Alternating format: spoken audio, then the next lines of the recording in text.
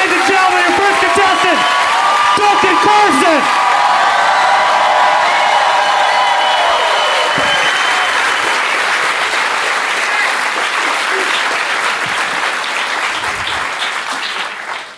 How's it going, everybody?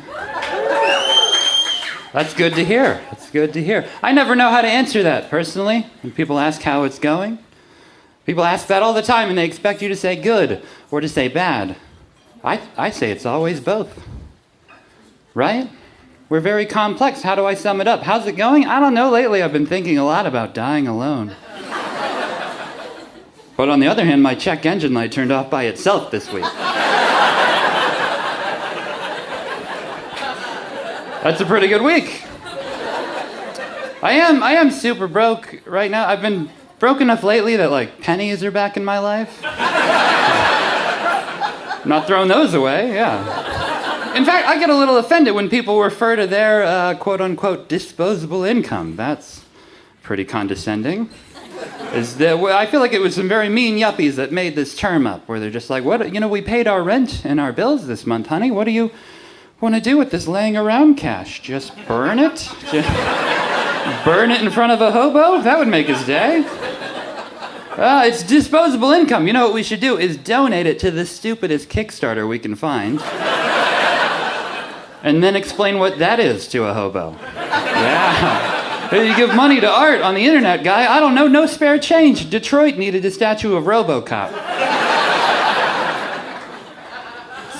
It's true, they built it. It's a better city for it.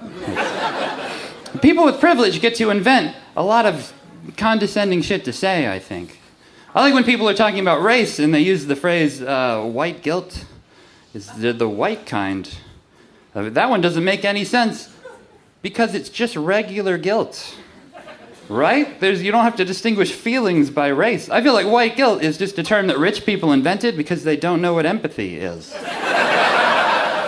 Right? Just one day they're like, what's happening in my heart right now? Like the life of another person makes me feel bad? Must be some kind of special guilt I feel because I'm white. Yeah, they don't get my racist jokes at the office because of their minority sadness. That's how it works. We feel guilty, they feel sad. Nobody wins. Okay.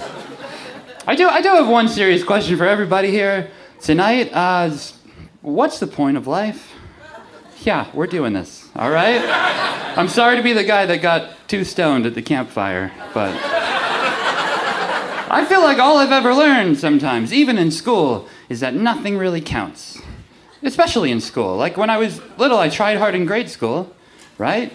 And then I got to middle school where they just tell you to your face. They're like, oh, welcome to middle school. Grade school? Didn't count. No.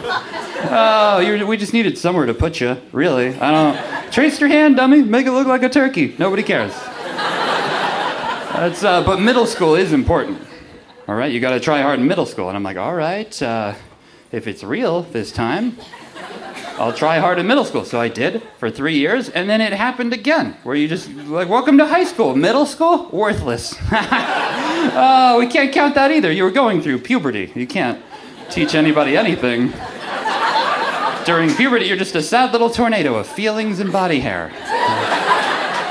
Texas history? That didn't sound suspicious to you? But you know what? That's on us. High school is very important. Yeah, you get a cumulative GPA in high school, and you got to use that to impress colleges. Even at 14, you know that college is a big deal. That's the system. Step 1, high school. Step 2, college. Step 3, question mark. Step 4, happiness. Couldn't be any clearer than that. And at this point, I was like, this is getting really repetitive, guys, but, you know, I don't have any friends that can get drugs, so I'll keep trying hard. It was my only move, and then 4 years later, you'll never guess what happened. It's just, welcome to college. High school? Total bait and switch. Oh, man, all the time you spent poring over your high school resume. Who cares? Were you at least making out with a bunch of people? You're supposed to be making out the whole time. That's how you stay cool in high school. I bet those chess trophies kept you warm at night. Huh? Don't worry. Now you're in college. College is obviously real. You get to choose your major, live on your own, decide who you're going to be as a person. Just Just sign the form right there, guy. It'll be $43,000 billion. Look at you taking on debt like an adult. You're doing it. College. It's finally real. And then you go to college for what? 2 to 10 years? And it doesn't matter. You just get to work. We're the same. They're like, welcome to work, college. Real scam. Oh, nobody cares what you did in college at all. Were you drunk? You were supposed to be drunk the whole time. Oh, you party during college. Everybody knows that. How much did you pay? Well, you should probably get to work. Don't worry. Nothing's as satisfying as a good long day of work. Right, guys? Is this it? Is this all we get? We just have to get up and go to work every day until we're dead? And you know what? I bet when you die, there's just somebody there. It's like, hey, welcome to death. Life was pointless, man. There's not some big reason for life. Were you having fun? You were supposed to be having fun the whole time. This was a lot of fun. Thank you very much, everybody.